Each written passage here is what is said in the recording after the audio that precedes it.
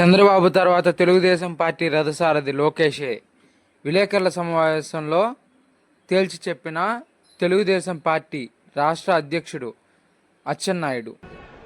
ఎవరిని మీరు కొట్టి అడిగినా సరే చంద్రబాబు నాయుడు గారి తరపున ఈ రాష్ట్రానికి తెలుగుదేశం పార్టీ నాయకులు ఎవరంటే కళ్ళు మూసుకొని అర్ధరాత్రి లేపినా చిన్న పిల్లవాడికి అడిగినా చెప్పిన పేరు లోకేష్ బాబు గారు. ఇక దాని గురించి మనం వివాదం ఎందుకు, వివాదం చేయవలసిన అవసరం కూడా లేదు. ఇది ప్రతి ఒక్కరు గమనించాలి.